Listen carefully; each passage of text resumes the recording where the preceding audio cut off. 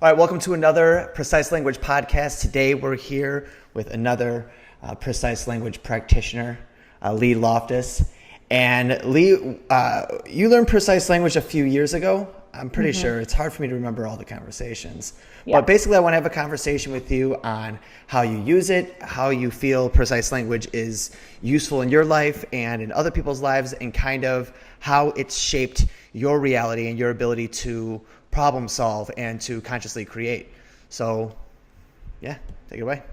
So how I use it in my life is to really outline exactly what I'm looking for in an area, specifically business. So let's say I have my own business. So I will really work on, okay, I want to accomplish this goal. What do I need to do to get there? And so here's the goal. And I'll really look at every single step I need to take to get there, as opposed to, making excuses of this, that. So I really spend time creating, okay, this needs to happen, this needs to happen, this needs to happen. It's very, and using your word, not to use it up too much, but precise, and I guess prior to taking the language course, it was, well, what if this happens, or worrying about something going wrong, or worrying about things that really didn't matter, as really opposed to just creating a step-by-step action plan to get me there, and then measuring whether or not I hit my goals or didn't. If you don't, you just keep going, you just reframe Right. and go again. So I'd say I really, really use it in every area to clearly define what I want to accomplish and then go after that. And it's not as though those other thoughts don't still show up, but I'm able to catch them and say, well, that's not serving the purpose. That's literally just a waste of my thoughts, or whatever it is I'm doing at that time, and instead go back on course. Yeah, there's a difference between, and people get this confused, that a difference between precise language and negativity.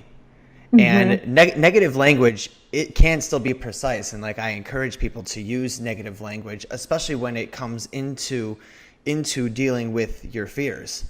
And I remember that, I can't remember if we did this in a session, but I'm sure we've done a lot of sessions together.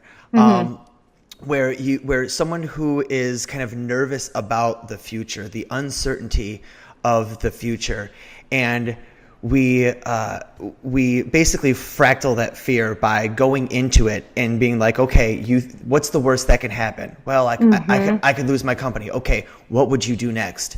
Right. And, yeah, did we do that?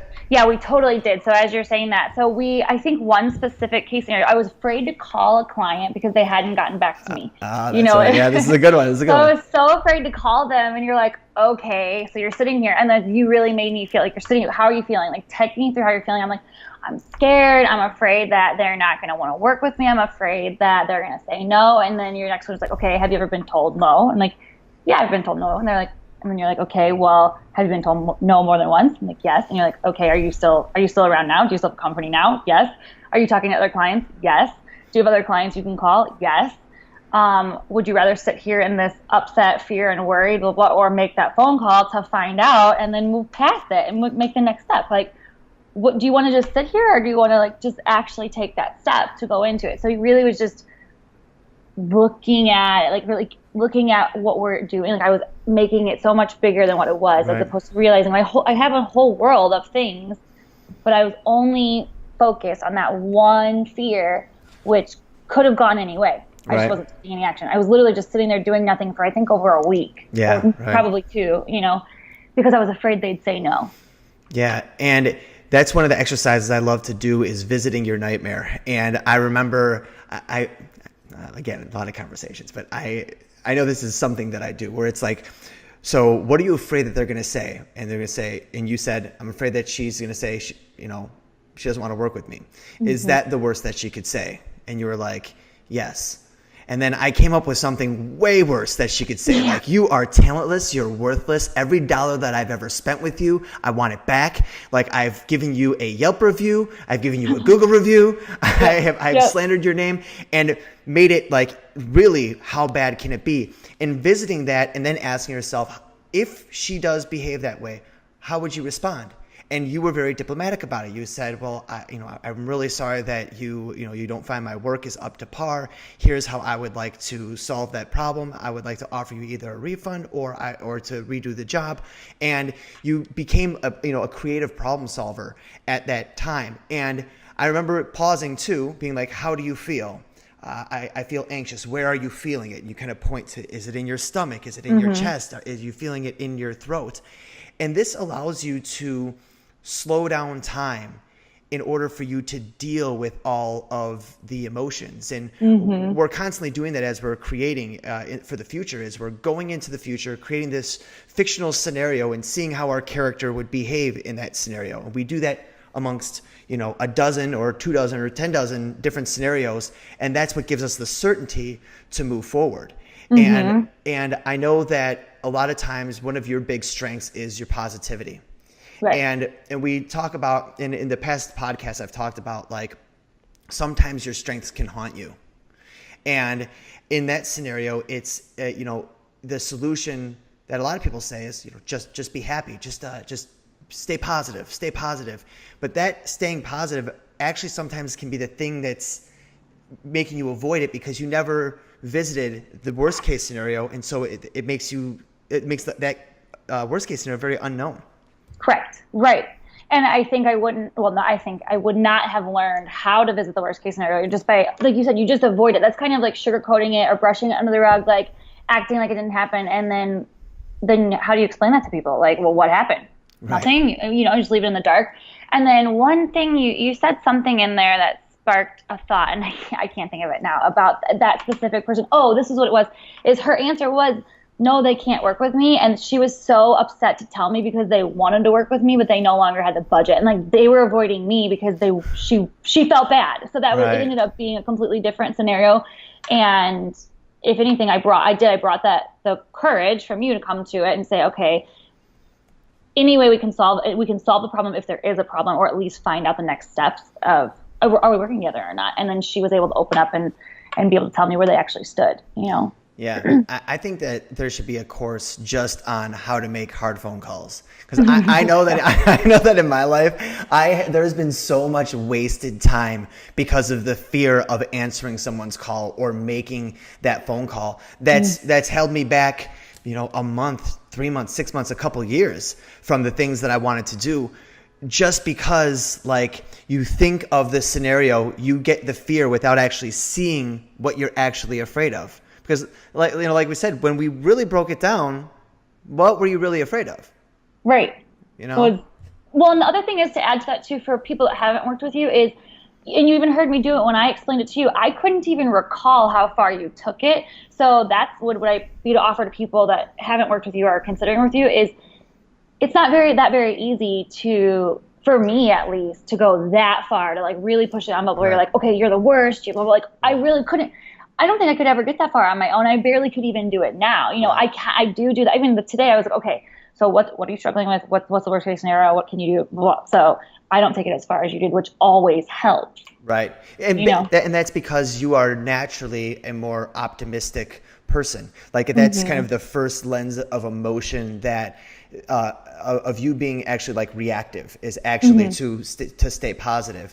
And that certainly has helped you throughout your career. I mean, that your positivity is what powers you through tough situations. And you've got more, positive immovability than almost anyone that I've ever met.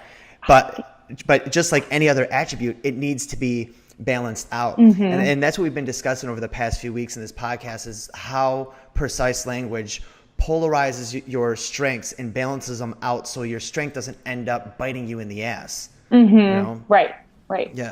Yeah. So let's talk about did we do a precise language session when we very first started working together? When you wanted to be a DJ? Are you still working on your DJ skills? No. I'm working on a tech company, so that isn't right. That's a whole other language. Right. I don't know if we did it then. I will tell you, I know exactly what you said to me. I know that you said, you were like, you're not going, I don't know the exact words, but something along the lines of, you're not going to give up everything that you've learned. Like you didn't say these things, like ask better questions, but when I tell the story, I say, I'm like, my coach basically forced me to ask better questions. Like, look at what you've learned, not throwing away at that point maybe 6 years of everything that's built. So I don't know if it was specifically a precise language course, but it definitely was. I like look closer and maybe like to take responsibility, like look at your life, take responsibility for what you've created thus far, and what can you do with it, and make a very powerful choice, not just like a jump ship choice because you're afraid and mad, you know? Yeah. And when we first started working together, that was kind of the thing that you were struggling with, is you had built a successful photography business and you were kind of hitting the adolescent phases of that. You know, I remember you had just gotten like a really big job. Remember that? Yeah, you got a really big job, and it got a little bit messy because you grew a little bit too fast, and you kind of had that feeling of, well, shit, I was doing really, really well, and as success goes, you should continue to keep doing really, really well. And it almost seemed like the success had clouded your judgment and clouded your ability to connect with your passion, which is photography. It did, yeah. And because that success, well, I had a couple of things happen where that specific project was not in line with photography. And then I had this, you remember that, and we don't have to unfold it too far, but and then I had this vision with my photography company to grow it and expand and create jobs for other photographers. And because I spent so much time on this other project, I didn't spend a lot of time on my photography company, and I also didn't spend a lot of time budgeting. I was making plenty of money. That was one of the issues. I mean, super simple skill set from the very day one is budgeting and planning, working with your numbers and having integrity there. But yeah, the point was I just hadn't worked on it, and I really need to be responsible for, this is my creation. I spent time here. Yeah. There's nothing wrong with any of it, but you spent time here. You neglected this. Take responsibility for it, and now ask different questions. And what can you do with what you have in front of you? Yeah. You know, the main type of person that I find myself talking to these days really resembles what you went through, which is you work really hard to build something. And then once you build it to the point where you don't really have to pay attention to it, because you were making enough money to where you didn't have to budget. You know, that was the issue. And once you kind of get to that point where you're bringing in tens of thousands of dollars a month, and you kind of feel like you've arrived, and it takes the excitement out of it a little bit. Similar to like a relationship, or the way marriages typically go, where it's like after that honeymoon phase, like, okay, we did it, we're together, and then it's like you slowly start falling out of love.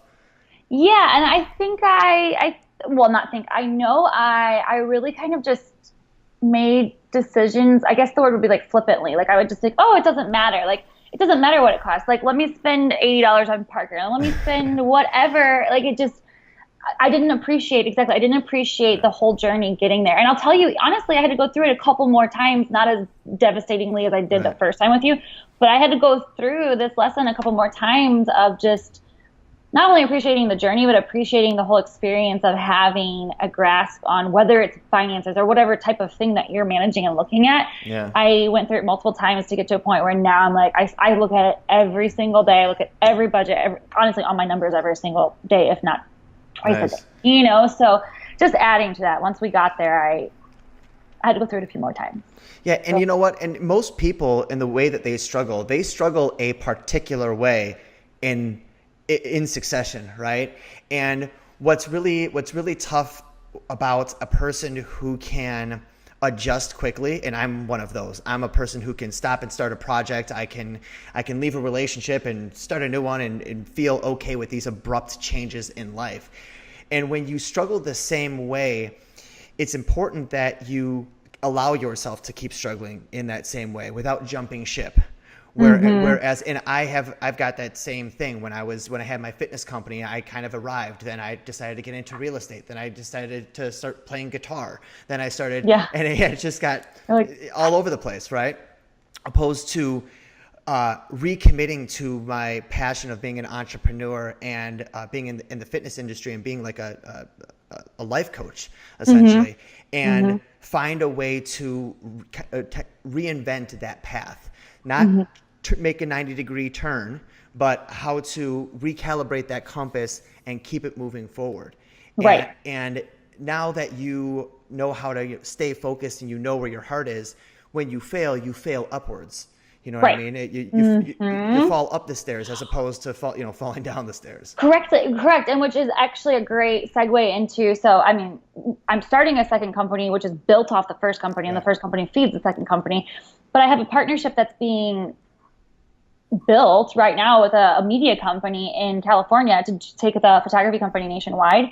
And we've had to renegotiate. We started in May and we renegotiate every month, little terms. This worked, this didn't work, this worked, this didn't work. And it's bigger. It's like, I mean, it's like 80 times the contract that you and I talked about. And there's no going backwards. It's like, okay, we'll decide, we will decide together if and when it doesn't work, but we're both like, okay, this tweak this. It's really just speaking to that. Like you fall upwards, you learn from your mistakes. You don't take it. I haven't been taking, it's always just like, you always say you win or you learn. It's you literally, we're winning or we're learning, and then we're working out how to make this process streamlined. And I like once we get there, it's going to be really valuable to both of our companies and may even spawn a third because it's like just a whole nother thing. So that all came out of the whole experience of, and also I wanted to add to what you said. Like you said, you jumped you wanted to play guitar, you wanted to do this.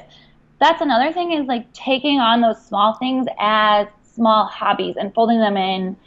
You know, like if I want to learn yoga, which I do yoga, I don't do it 5 days a week. I have not dedicated my entire life to be a yoga teacher, but I do fold time in for those new activities that I like, and I reward myself with those activities, but I don't completely jump ship to go be that thing, you know? Right. Yeah. So, you keep your priorities straight. Like, what is your first love? And then like, yeah, in terms of activities what's your first love? And then which ones are just your friends or your flings, you know? Right. Yeah. Right. There was so in terms of winning or learning or winning more, as I put it, right?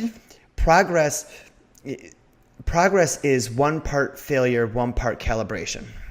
And when you don't calibrate your failure, then all it is failure. And that affects your self-esteem. That makes you want to quit. That makes you feel like you didn't deserve the success you had in the first place, which means you certainly don't deserve the success that you want in the future. And it takes sitting down and discussing what that failure was about and really taking a hard look at it, using your language, using precise language to really see what it was, so you can recalibrate it. And when you do that, that's when you're not backsliding at all. You know, when you make a mistake, you unpack that failure, pull out the nuggets of wisdom, steal the gold, and then move forward having those resources. And that's something that I've really seen huge improvements with you in. Right. And well, to speak to that too is not just with myself, but with everyone I do business with. A lot of times people will use a lot more words than they need to use. And I'm able to literally, I'm like, here's what happened. Here's what your definition of what worked is. And here's what your definition of what could be improved upon is. Here's what I have to build off of. Take it, like it, renegotiate. It's so clean and crisp. And to be honest, being a female in the business world, I think a lot of the males appreciate that. And like they're like, it's very direct and to the point. So it's super valuable.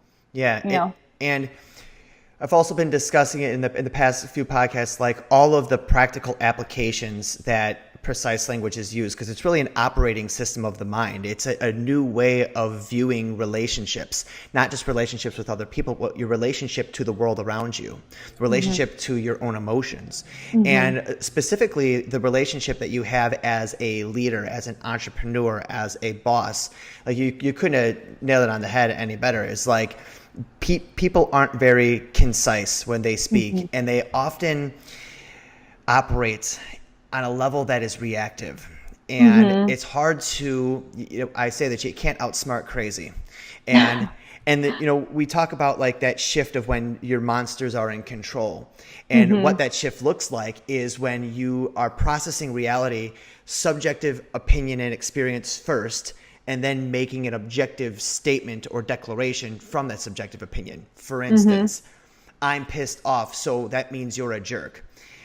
Opposed to seeing things objectively, being like, you yelled at me, that hurt my feelings. That's a much better start to a conversation than I'm pissed, you're a jerk. And what you just explained there, and that's what clarity is, by the way. I mean, for anyone listening, it's super. You want clarity? It's super simple formula: objective reality first, subjective experience next.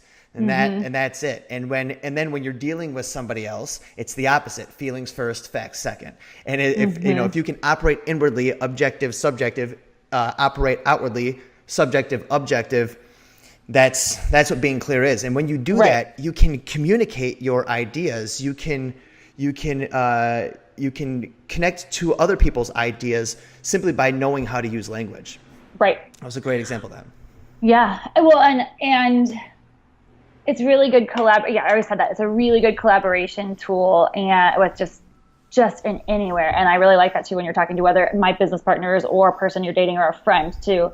Okay, you feel this way because of this, even if they don't have the training. You can say, I hear that you're feeling this way because X happened. Like painting that picture for them and walking them through it it's valuable in business and personal, everywhere. Yeah. Are you still doing your 5 and 5s, your meditations? Meditation every day, not 5 and 5s.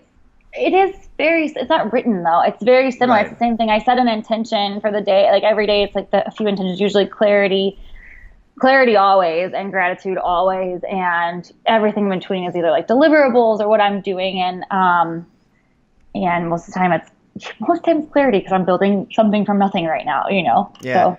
And that is the same thing as a 5 and 5. I mean, that's similar to me asking, are you doing your push-up workout that I may have created? And you're like, well, no, but I work out every morning doing X, Y, and Z. And basically, that's the same thing. Spending time to take a personal inventory of your thoughts, the things that you're grateful for. What are the other things you said you have in your meditations? Just clarifying. And honestly, what's really cool, this is one thing to add, is in the middle of the day, I can catch myself. And if I feel off, I'm like, I'm not balanced. I will stop. I don't care what I'm doing. I don't care how important. I literally, because I'm like, it doesn't matter how important. It doesn't matter if that's due in 1 second. What's more important is I'm off. So whatever I deliver isn't 100%. If I don't go meditate for 3 minutes, 2 minutes to just center back on, and sometimes it's like 10, then what I deliver is not going to be me. It's going to be a lesser centered version of me. So anyway, just adding that. That's really what it's become so valuable and so important that I can stop what I'm doing and make sure that comes back into play. Anyway, the last word you used was clarity. Was just literally meditating on, okay, I want clarity around this issue. I want clarity. I want to be able to think about it clearly. And I use that word, which would be precise. Yeah. Stay clear in my communication, stay clear in what I'm typing, answer the question, ask specific questions. If I don't understand, maybe reframe whoever's question they're asking of me. So. Yeah. And back to your midday meditation, I do the same thing.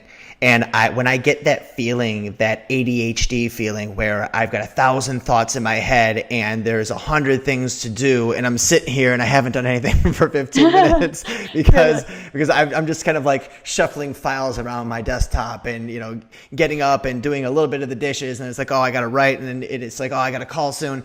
And it's like, whoa, hold up, slow down.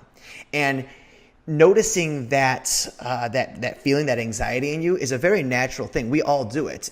And being reactive is actually a good thing. What measures whether it's a good thing is what drug do you take in order to kind of clear yourself of that anxiety. Some people take a smoke break. Some people it's food. Some people it's some other type of distraction or a little pleasure bomb. But you've built in a practice because you've spent a lot of time working on personal awareness that your way of being reactive towards that stress is to give to yourself, like truly give to yourself and take a look at where you're at. And that's a healthy way of being reactive. So many people are looking to kind of rid themselves of reactionary behavior. But reactionary behavior is great because it's autonomic. You don't have to try anymore. So and so that's just a fantastic progress or process that you have, other than smoking a cigarette or having a drink or something. Yeah. Well, that's another thing I remember too when we did our buddy partnerships with a few weeks ago at the beginning of this year. Holy moly, that was the beginning of this year. Was talking through where sometimes people would even say they're like, oh, I have so much to do, I just don't want to pay attention to any of it. And I went through that phase. It was a couple of years. I guess every human being is going to go through that phase. You I don't want to deal with anything. And that's where I flipped the same thing, maybe using exactly what you did from day one, where you're like, okay, you're not going to give up on photography. Where I'm like, I'm not going to give up every single thing I've just been doing. So just take a break and maybe relieve some pressure. We all put a lot of pressure on ourselves. Don't put so much pressure on yourself. If you can't deliver, if if I tell somebody, hey, I can't get this to you today, I'm going to get it to you tomorrow. And I don't even have, sometimes I don't have to tell them why. Like, I'm gonna get it tomorrow. 99.9 times out of 10, out of 100, they're like, totally fine. Thanks for letting me Right. know. No big deal, And it's just, you have to stay focused on you. And it took a little while to get there, but now I know it, and I actually love it. And I share that with like everyone I hire. I'm like, you need to take care of you. If you need to take breaks during the day, don't feel like you have to overwork for me. I tell them that too. I'm like, if you ever need to let me know that, hey, I'm not going to get this to you, let me know. Like, I'm not going to freak out. Just let me know. I'm just not feeling it right now. Creatives kind of work that way. So just Right. communicate. Yeah. I used to do the same thing in my fitness business. Is I would tell any employee, like, I want your best. And if for some reason, like legit, emotionally, you don't have it, hit me up. I'll take your shift. Okay. Now again, if you're doing that 4 days a week, well, no, we need to talk about some things. But Right. nevertheless, you're allowed to struggle. Right. You're allowed to feel like you're not optimized. And this, a big misconception of when someone kind of is on the outside looking in, is they kind of feel like you're perfect. In fact, in our Invincible training that we did in the winter, a lot of people were very intimidated by the quality of problems that you had. You know what I mean? Oh my God. because they were like, oh man, and I trying to remind them, like, yo, she's 8 years into her business. Like, she's going to have higher quality problems, but it's no matter what level of success you're at in any realm of success, like there's always some type of struggle, and you're never feeling 100%. So for those of you out there that are thinking that like you're chasing this feeling where you are just on all the time, no, it doesn't work like that. Like if you're feeling off, like in general, and you haven't felt on in a long time, it doesn't work the way where it's just like, oh, I'm feeling better. Oh, I'm feeling good. And more Right. and more works like this, where it's like, I feel like shit. Had a good day. Had a good day. Had a good day. And then the purpose or the point is to just have more of these spikes. Then it starts Right. 2 in a row, and then 3 in a row. And then it's like, well, 4 out of the 7 days I had a good day. I mean, I had this last week. My Monday and Tuesday last week were just awesome. I just A+, A- all throughout. Then that Wednesday, C-. it just wasn't great. But because I allow myself to fail and I reevaluate often, that's how you can get back up on that horse. And I said this a couple weeks ago, but like people say that New Year's resolutions don't work. Yes, they do if you do them every day. Right. And that's exactly what your morning meditation is it's that reevaluation of your life, of your day, where you need clarity, where you're confused or frustrated or feeling pain that you want to release, what you're grateful for, because that's absolutely huge. I mean, it's really hard to have a bad day when you're in a state of gratitude. Right. Absolutely. Yeah. Yeah. And I think too, just adding again to what you said, is that people outside looking in, it doesn't matter where you're at. It doesn't matter how many years you've been doing it. It doesn't matter. We're all human beings, and we all have same levels of the issues. Maybe I may not have the same one as you, but there's a reason there's 7 million of us, or billion, sorry. Yeah. We can relate to one another in some way, shape, or form. And that's what's really beautiful about how you had the different people from different experience levels, is we are here to speak to that thing that you're dealing with and struggling through, to show you we got through it and you can get through it too. And we still go there from time to time. It's not perfect. And then going back to your days, it's like 1 and then 1 and then, and then you allow yourself grace on, like, you start to learn, like you said, you are allowed to mess up. You're allowed to fail.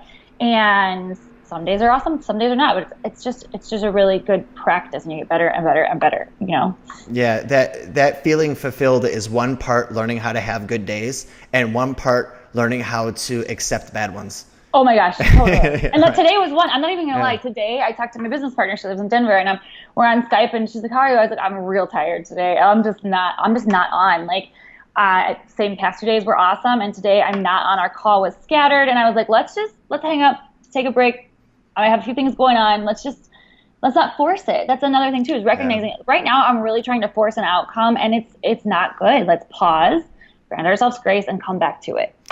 Yeah, absolutely. And I find that with people that are successful in their careers, got there by forcing the issue.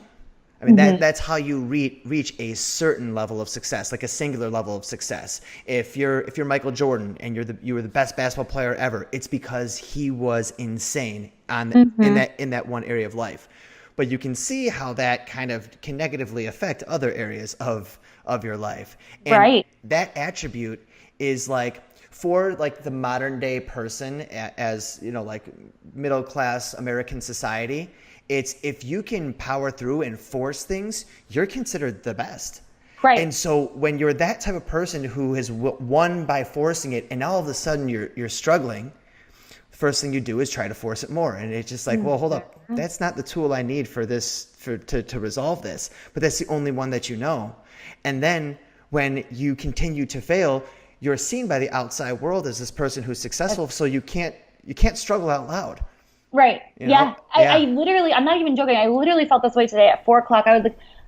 I was laying down to take a nap, and in my brain, I was like, oh my gosh, I feel like I should be working. And I was like, you are so tired. I woke up at 4:00 this morning. So it's not like I didn't have an entire full day's worth of work, plus a workout that was insanely hard. So those thoughts are still there. And the reason it's valuable to bring it up is because we have a societal norm that's out there, and to be willing to be like, look, I do things differently. I built my life this way. It continues to prove itself to me more valuable. And just like you said, the forcing it isn't getting it anywhere, and it's not, and I'm not solving the problem here. Not only am I not solving it, but I'm making it worse.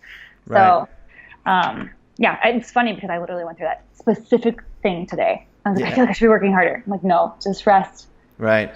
And that feeling is one side of the same coin as someone who's not motivated, someone who's kind of lazy, someone who is afraid to kind of go to work. And I've certainly been on that side of it as well, both on the workaholic side and the procrastinator side. And the solution to each one of those is really, again, in personal evaluation of asking yourself one of the 5 questions that perpetuates the progress. Is like, okay, well, what do I want?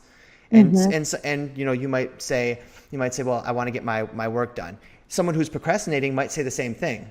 Right. You're trying to force the issue by working. They're trying to avoid the issue by doing it, but you guys want the same thing. And then it's like, okay, well, what's standing in my way from doing it? And you might be saying it's that I'm forcing it, so I'm feeling stress, which really suppresses my creativity, and or I'm tired. Honestly, or you're tired. I literally asked myself, am I actually tired, or am I just saying I'm tired? Like, I literally went through that. I'm like, am I actually tired? You know, because sometimes that can be an excuse. Like, yeah. Also, what type of tired are you? Like, I'm legit asking you. Like, are you? Oh yeah, the tired. Honestly, I just wasn't I couldn't focus. I was like yawning tired, like physically yawning tired, and I have had so much going on. Just like you click and dust. I'm like, I have so much going on, and like the minute I lay down, after I lay down for like literally 15 minutes, I got up and my whole list is super clear. I'm like, here are all of the things I need to get done, and then they're not in priority when I first get them out, but then I can highlight or put them in priority afterwards. You know? Yeah. Because I need that space. Yeah, and that's exactly what I do, and what I have anybody else do is in the middle of the day, my midday meditation is I'll lay down for 5 or 10 minutes, close my eyes, and I'll let my brain just go just everywhere, you know. And you need to do this, you need to do this, you need to do this, and I feel like I'm in one of those dollar machines that has a wind tunnel, and you're grabbing at the dollars and stuff, and I have to tell myself, let the dollars spin around you, keep your hands still, and know that when you wake up, when the machine turns off, when your eyes open, the dollars just fall. Then pick them up, put them in a pile, stack them on the desk, and then count them. And that is such a good analogy. So my thoughts are like confetti in my head, and all these brilliant like things that can move me ahead. And then when I wake up, so I'll kind of put this in there too. There's this point where you want to open your eyes and pull out the pen and just start writing things down. And you have to tell yourself, if it's that important, I will remember. It will stick. Yep. And you wake up and I do the same thing. I just start writing stuff down, not in any particular order, just the things that are meaningful to me. Yep. And then I take a look at that, and I say, ask a couple questions. which one of these things are time sensitive? Like, is there anyone relying on me for these things? And I circle those ones. And then I look at the other ones that aren't, reliant on someone else's timeline. And I say to myself, which one of these tasks will move me forward towards my goal the most? And that's how I prioritize. Right. First on time limit, and then on level goal. On level of effectiveness. And especially if you're trying to like make sales, I was going to say that. Add to you, because at the beginning of the course this winter, it's like you have different goals. You have personal goals, you have business goals. I just keep going to those two. There's fitness goals, whatever it is. So which goal are you most, dedicated to at this time? And then which action can you take to fulfill on that, or a set of actions, Right. Then you can space out your day. Right. And it's good to do a personal inventory where you take a look at your entire life. Again, New Year's is a great time to do that. That's one of the reasons that we started our class. We actually started our class 2 weeks before New Year's. We did, yeah. Because I like getting that head start into New Year's. I don't want to start New Year's fresh. I want to get into the race with a running start, And you take a look at all of those areas in your life, like you said, your business goals, your personal goals, your spiritual goals, your relational goals, like your social goals, whatever that vision is for you. And you ask yourself, like, which one is suffering so much that it's starting to affect other areas of my life? Because I know for me, when I was getting in shape this year, there was like, when I decided like, okay, this is what I'm going to do this spring, is I'm going to get in shape. And it was because feeling fat and slow and walking up 3 flights of stairs and being winded and like sitting in a car and feeling my fat fold over and hitting my belt, like it was affecting my self-confidence. It was affecting my opinion of myself. And I'm like, oh geez, like that's when you know that there's a cancer in your life, because it's no longer like, oh, I'm just not happy with my body. Like, no, it's affecting like my ability to meet new people. And then it's kind of like getting a back massage, and then you're like, okay, yeah, that's the knot. Okay, what do we got to do to work that out? Well, and just adding to that too. So if you felt that way, it's affecting your self-confidence, is what you said, then your self-confidence is affected again in business or in anything you're doing, even though you may not like put that all the way together. That's one of the most valuable things about this type of coaching, is literally whatever you're feeling that's negative, it's going to spill over into every other area. And that's why you do this coaching, because you maybe not recognize that this is affecting your entire life. And the sooner you take hold of it and take responsibility for it and make it what you want it to be, the happier you become. You have more days that are like this. Yeah. Yeah. And that is actually how cancer works. Now, the way that cancer works on a cellular level is cells get damaged every single day. And what cancer cells are damaged cells that lost the programming to die. So they reproduce, and now you've got 2 damaged cells, and they continue to be damaged. And then then they reproduce. Now you've got 4, and they continue to be damaged, and now you've got 16. And every single day, your body has this cancer eliminating protocol that it goes and it finds damaged cells and it flushes them out. It's why I do my fast every Monday. It's why I do all of the weird herbal things that I do with my garlic and my turmeric and and ginger and apple cider vinegar. It's to release that. And cancer, that's how cancer works on a cellular level. But cancer of the mind, it's that same thing where you have these negative emotions that you're monsters and they fester. And then that monster starts whispering in another monster's ear. And then they team up. And that's why doing clarity work every single day, my 5 and 5, your morning meditations, whatever you want to call it, that is the process of releasing your emotional cancer so it doesn't shut your life down, because we all have cancerous cells in our body. I do right now, so do you. But we're able to function on a day-to-day basis because it's kept at bay. Our body is releasing it faster than it's creating it. But if at some point it hits your liver, then and it's starting to spread, it starts to affect every outlook of life. Absolutely everything. And then everything shuts down. So you can just focus on this one problem. And that's why it's so important that's why preemptive health is so important, not just physically, but mentally and emotionally as well. Right. Absolutely. Yep. Yeah. Yeah. There's another thing I wanted to talk about that kind of fuels this whole thing of being fulfilled, which is being happy in all the areas of your life, or in progress or progressing in every area of your life. Precise language is kind of the rule set. When we do a session, I merely play referee. But in the creation process for a human being, the progress is measured, or your performance is measured on one thing, and that's integrity. And that's your words, your thoughts, your actions, or your thoughts, your words, your actions, all being the same thing in the same line. And once again, you are an optimist, but sometimes, and again, I know this because I relate, maybe too much, is telling someone that something is going to be done on time. When someone's expecting some of you, I'll get it to you Wednesday night.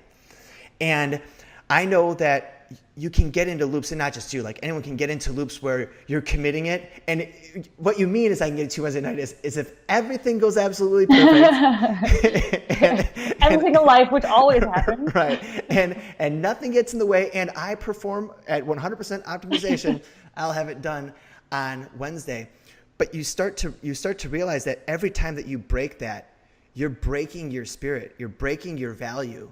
And I wanted to get your thoughts on that, because that's one of the things that I've really seen huge improvements in you as well, is your word. Like, I trust your word. When you tell me that something's going to be done, that it's going to be done. Right. I mean, just as we always do our sessions, never a minute early, never a minute late. It's like, at 6, I'm waiting for the seconds to go because we say 6 o'clock. So yeah, so I just wanted to get your take on that, because I think it's had a huge impact. I think, that has had a huge impact on my life. And I will say one thing, because this necklace, and I wear 2 necklaces every day. It's a triangle, and the baseline is integrity. So the bottom line is integrity. I wear it as a reminder, just a little thing. So for me early on in my career, I would say things like that, like, I'm going to get it to you then. And then I would beat myself up, or I'd feel less than, or not wasn't worthy, but just like I wasn't capable. That's how I would feel, as opposed to realizing that we are all human beings that have busy lives, and we will commit to things, and then life happens. So one of the things I've learned is I ask people, I'm like, hey, by when do you need this?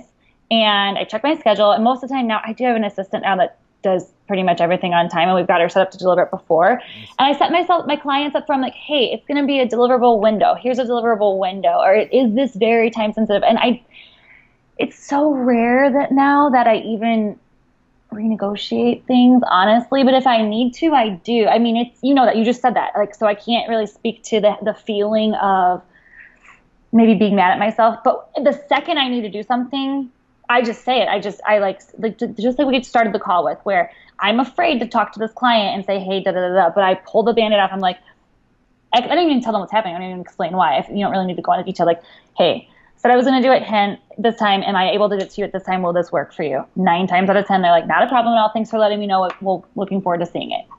So yeah. I don't know. I can't really speak to that feeling anymore, other than just being in communication as often and as early as possible to acknowledge it, and maybe, just step into it. I feel like a lot of people's depression and anxiety stems from their level of integrity that they have. How much can I believe that the words that you say are as good as your actions in the future?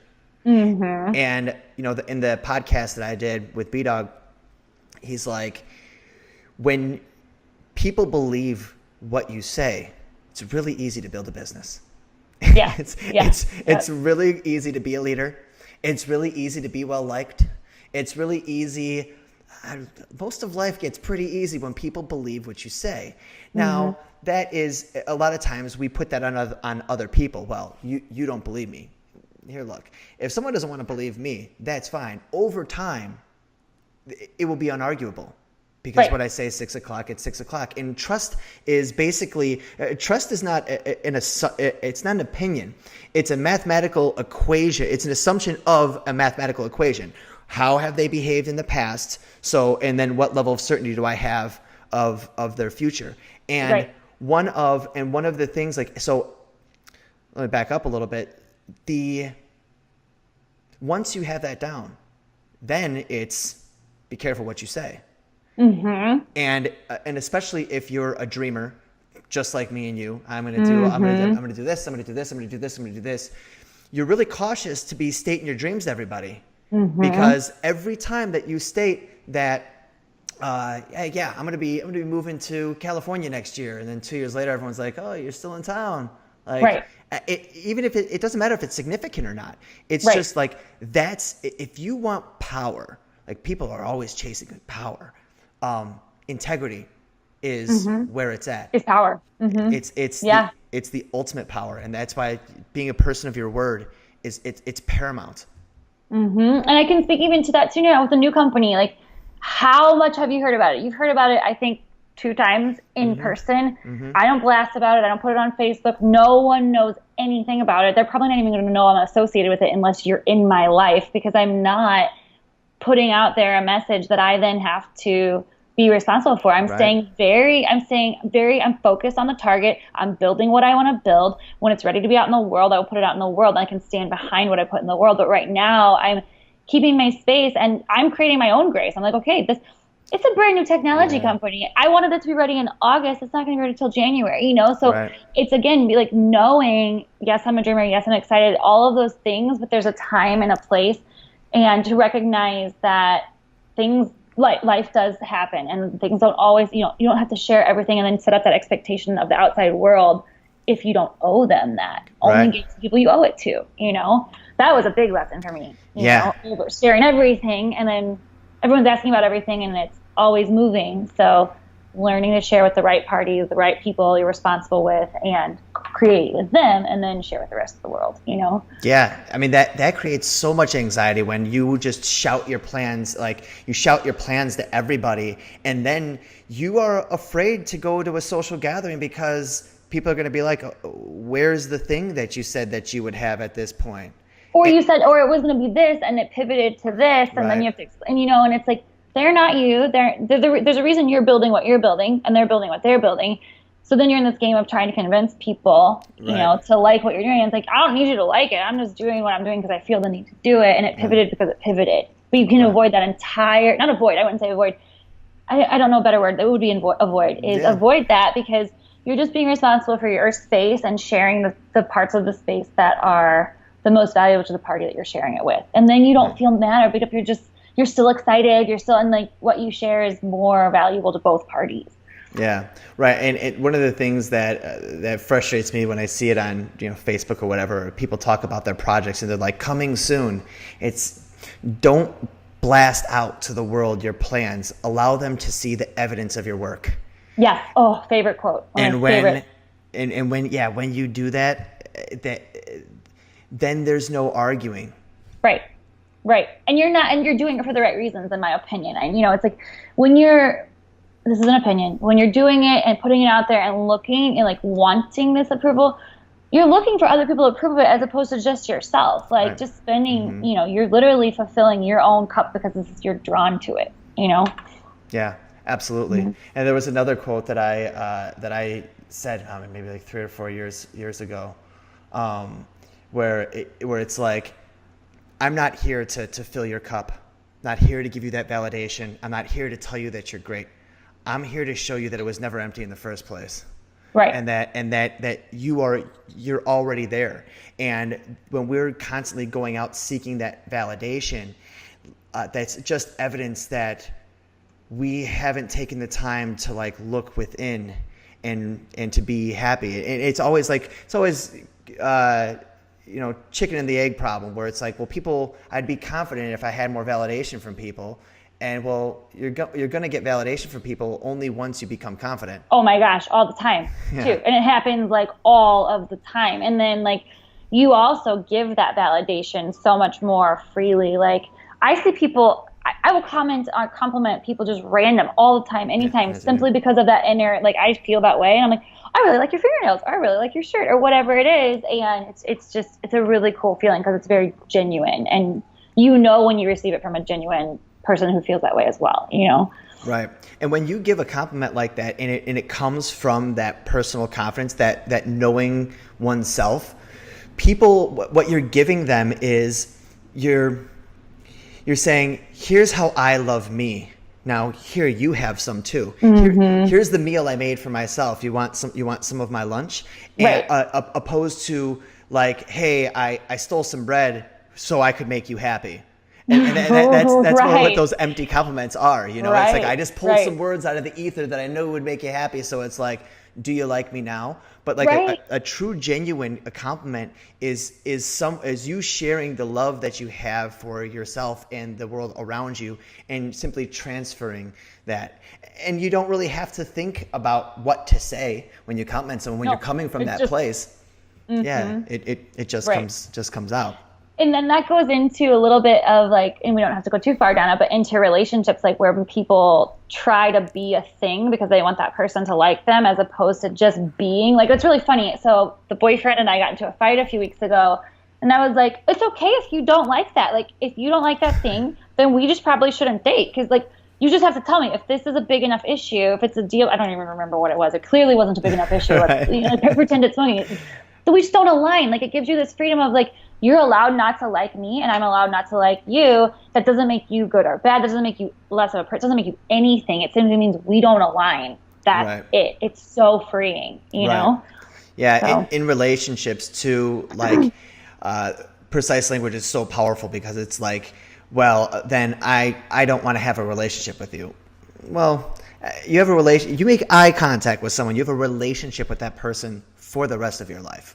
Okay? Right. When you date someone, you have a relationship for the rest of your life. So the question isn't, do I want one or don't I want one? It is, what's the appropriate distance that we should be for us to love each other? And if you have a deal breaker, that means that I have to be at a farther distance to love you, because we're fundamentally different in these areas. And if I'll have to end up choosing between loving myself and my core values, or sacrificing those for you.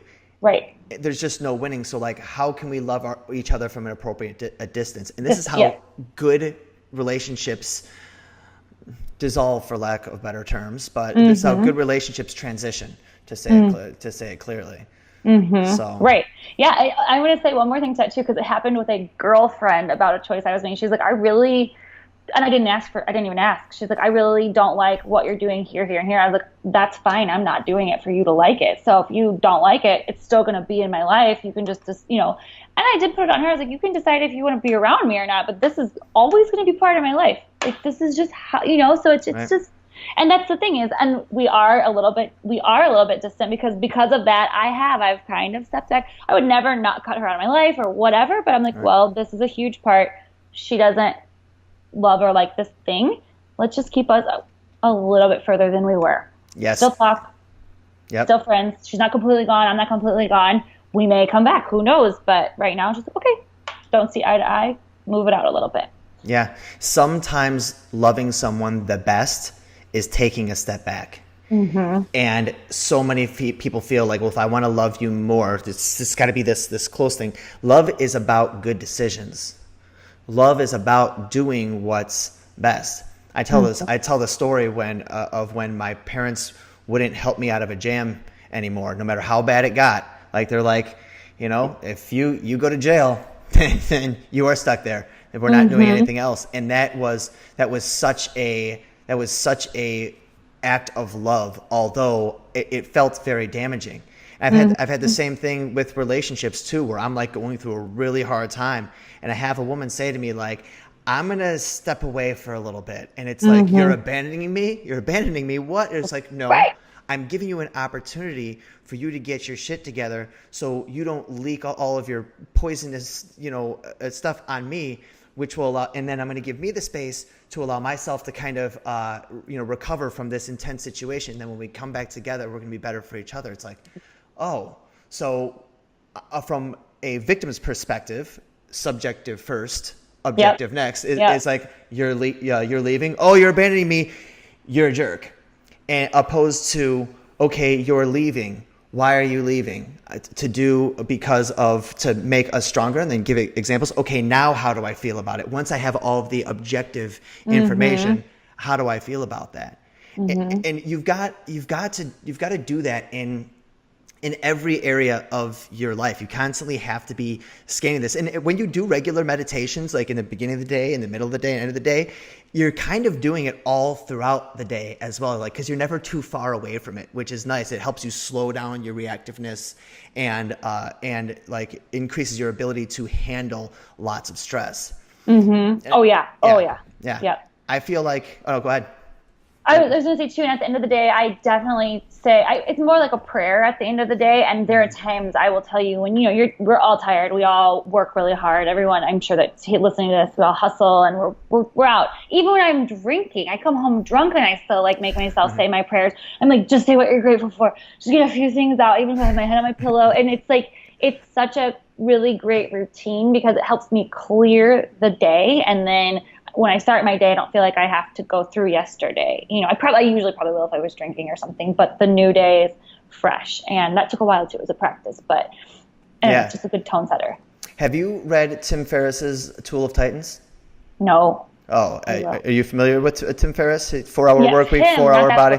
Yep. So they asked him, like, what is the common denominator of successful people? And it's simple: morning routine, night routine. And again, the answer is awareness first, mindfulness next. So awareness, see what's around, see objectively what's around. Mindfulness, make moves consciously, okay? Or start moving in, conversing with yourself consciously. Then it comes to strategic planning. Okay, so what are the steps that you need to take, the action steps, not necessarily the outcome you want, but like what you need to do. And then evaluation. Did you do what you said you were going to do? Right. And if you learn how to do this, it's simple when you're doing it every single day. But before we started working together, that notion was discombobulated. And I know I go through times in my life where like, oh, that's of course, that's super simple. And then there are times I'm like, why am I struggling so hard? It's like, oh, I've kind of been ignoring myself. And so, so I want to encourage everybody, and I always do, is like to start feeling fulfilled, happy, like you're making progress, like waking up with energy every day, waking up with focus, with intention, the ability to self-heal, the ability to create consciously, the ability to be a great leader, to build strong relationships, to get shit done, to allow bad shit to happen and alchemize it into something positive. It all starts with awareness. And I think I've had you do the personal inventory assessment. Yes. Yeah, where you answer all of those questions. I've had so many people tell me that going through that assessment alone was healing in itself. Because it causes you to go into what I call the mansion of your mind. Right. And go into the room that's friends and family. Go into the room that's business. And just turn on the lights. So look under the couch, like see, what needs to be improved here? And if nothing needs to be improved, it's like, well, I'd like to redesign this room to look like something else. So and again, it's not just a New Year's thing. No, it's an all the time. It's an all the time thing, and it's one thing that I think you will even say is consistent from me, and everyone that knows me, they're like you're so happy in this, and I'm like, because I have created. Even today, I was meeting with my school. I often speak there, the alumni. They're like, you've created. They literally said, you've created all of this. I was like, I've created my whole life, and I'm really proud of it. And you get to this point where, at first, you haven't looked at all the rooms of your house, and then now you get to this point where you're like, I fucking love every room of my house, and I'm really proud of it. And you just continue to enhance it and make it better. Maybe redesign, but it's always from a new place. It's from a place of integrity. It's from this place of like, yes, we've built this, and. In my experience, there's not these really huge breakdowns or meltdowns anymore. Everything is like every single thing that shows up, whether it's a challenge or a struggle, it's like, oh yeah, we can get through this. We can handle this. It's just keep going. And it's such a different experience of life. That's awesome. Yeah, I compare it to my parents' house. When they first bought it 30 years ago, my dad's a carpenter, and he's like, okay, well, he saw the potential in the house. He's like, we need to do an addition, we need to finish the basement, and he needed to kind of like build it because he wasn't happy with the way it was. And one by one, he built each room in the house. He built an addition on the house. And then he looked at after it was done, and he was like, this is great. I love this. And then as time goes on, he every single day he shuts down the house, goes in each room, and at some point, it's not dissatisfaction, but it's the desire just to create more and say, hey, you know what we could do with this room? It's not that I hate it. It's that, you know what we could do here?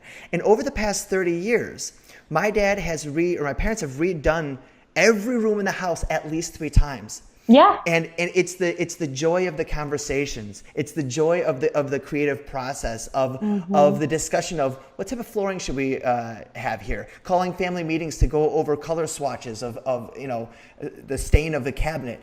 It's all of that. And I just feel like the functionality of that room has shifted in 30 years. Like probably one time it was your bedroom, and now it's your niece and nephew's playroom, and then it's your dog's room. So the functionality shifts. So it's just it's this entire, not just the experience of the creation, but the functionality behind the creation, Yeah, absolutely. And so the key is paying attention. It really, really starts at that. And there is a specific way to do it the right way. Because a lot of times people say, well, I talk to my therapist, I talk to my friends, I journal. Well, you might be using language in a completely ineffective way. It's not help. You'd be better off avoiding it, because all you're doing by talking is exhausting yourself and others around you.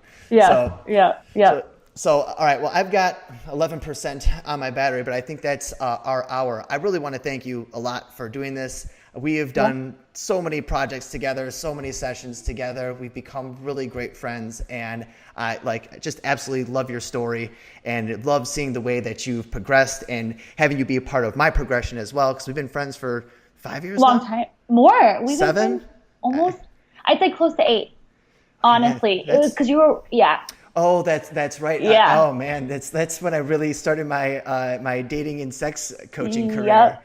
So I met you the very first shoot I did with the very first cold contact client at the James Hotel. So that was about 8 years ago. Wow. Literally right when my company started, right when your company started. Yeah. So Wow, that's awesome. It's been a journey. Yeah. Well, if any of you guys were inspired by what we were talking about, or if you could relate to it, I'll leave a description in the link below for you to do a strategy session with me where you fill out that personal inventory assessment, and then we have a one-on-one conversation where I help you go over that assessment, focus or get your compass pointed due north, and then give you actionable steps for you to be able to make progress every single day. And from that, well, then we go into precise language and a bunch of, life unfolds after that. But I want to give anyone an opportunity who wants to kind of experience what that's like and to see what it feels like to constantly be feeling, it's not happy all the time, but fulfilled. No. It's filled with accomplished. With every emotion. And that's when it's great, when you're not always happy, but you are able to embrace every single emotion. So Leigh, anything to say before we close this out? Same thing, just thank you. And to anyone that was inspired by this or looking forward to it, it is one of the single-handedly best things you can ever do for your life, is to just take steps. Like you said, don't do it whenever something bad hits the fan. Do it in the meantime. Start building who you are, start being responsible for who you are, and start creating the life that you want. And he's one of the most amazing people to get you there. So thank you for bringing me on the show. No problem. All right, guys. Well, if you like this video, be sure to smash the thumbs up button. And if you want to stay up to date of when we release new videos, go ahead and subscribe and click the bell to be part of the notification squad. Leigh, thank you again for being on the podcast. And until next time, this is Spencer Burnett with the Invincible Academy. I'm out. See you later, Leigh. Bye.